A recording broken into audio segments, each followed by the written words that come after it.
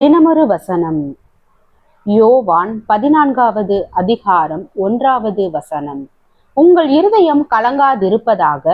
தேவனிடத்தில் விசுவாசமாய் இருங்கள், என்னிடத்திலும் விசுவாசமாய் இருங்கள். விளக்கம். மனித வாழ்க்கையில் மனம் கலங்க வைக்கும் சம்பவங்கள் ஏராளம். எதிர்பாராத நோய், குடும்ப பிரச்சனைகள், பொருளாதார நெருக்கடிகள், வேலை இழப்பு, அன்பானவர்களின் பிரிவு, நிறைவேறாத கனவுகள், இவை அனைத்தும் நம் இருதயத்தில் பயத்தையும் கலக்கத்தையும் உருவாக்குகின்றன. அப்படிப்பட்ட சூழ்நிலையில்தான் ஆண்டவராகிய இயேசு தமது சீசர்களிடம் இந்த அற்புதமான வார்த்தையை கூறினார். உங்கள் இருதயம் கலங்காதிருப்பதாக. இந்த வார்த்தையை அவர் கூறிய நேரம் மிகவும் முக்கியமானது. சிலுவை பாடு நெருங்கி கொண்டிருந்தது. சீசர்கள் குழப்பத்திலும் பயத்திலும் இருந்தார்கள். அவர்களுடைய எதிர்காலம் என்னவாகும் என்று தெரியவில்லை. அந்த நேரத்தில் இயேசு அவர்களுடைய பிரச்சனைகளை பற்றி அல்ல, அவர்களுடைய விசுவாசத்தை பற்றி பேசினார். ஏனெனில் கலங்கிய மனதிற்கு மருந்து சூழ்நிலைகள் மாறுவது அல்ல, தேவன் மேல் இருக்கும் விசுவாசமே. நாம் பல நேரங்களில் இந்த பிரச்சனை முடிந்தால் நான் நிம்மதியாக இருப்பேன் என்று நினைக்கிறோம். ஆனால் ஒரு பிரச்சனை முடிந்தவுடன் இன்னொன்று வரலாம். இந்த உலகத்தில் பிரச்சனைகள் முடிவதில்லை, ஆனால் அவற்றை எதிர்கொள்ள தேவன் தரும் சமாதானம் ஒருபோதும் குறைவதில்லை. வேதாகமத்தில் புயலின் நடுவே படகில் இருந்த சீசர்களை பாருங்கள்.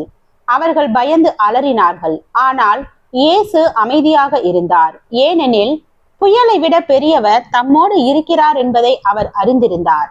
நமது வாழ்க்கையிலும் பல புயல்கள் வீசலாம். சில நேரங்களில் எல்லாமே நம் கையை விட்டு நழுவி செல்கிறது என்று தோன்றலாம். ஜெபித்தும் பதில் வராமல் இருக்கலாம். கண்ணீர் வடித்தும் மாற்றம் தெரியாமல் இருக்கலாம். ஆனால் இயேசு இன்று நம்மிடம் கூறுகிறார், உன் இருதயம் கலங்காதிருப்பதாக. அவர் நம்முடைய கண்ணீரை பார்க்கிறார், நம்முடைய எதிர்காலத்தை அறிந்திருக்கிறார். நாம் பார்க்க முடியாத பாதையையும் அவர் ஏற்கனவே பார்த்து விட்டார். ஒரு சிறு குழந்தை இரவில் இருட்டில் நடக்கும் போது தந்தையின் கையை பிடித்திருந்தால் பயப்படுவதில்லை. ஏனெனில் தந்தை தன்னை பாதுகாப்பார் என்று அது நம்புகிறது. அதுபோல நாமும் தேவனுடைய கையை பற்றி கொண்டால் வாழ்க்கையின் இருண்ட பாதைகளிலும் தைரியமாக நடக்க முடியும். இன்று உங்கள் வாழ்க்கையில் என்ன கலக்கம் இருந்தாலும் அதை உங்கள் இதயத்தில் வைத்துக் கொள்ளாதீர்கள். ஜெபத்தில் தேவனிடம் சொல்லுங்கள். உங்கள் சுமைகளை அவர் மேல் வைத்து விடுங்கள். அவர் உங்களுடைய மனதை உலகம் தர முடியாத சமாதானத்தால் நிரப்புவார். நினைவில் கொள்ளுங்கள், பிரச்சனை பெரியதாக இருக்கலாம், ஆனால் உங்கள் தேவன் அதைவிட பெரியவர்.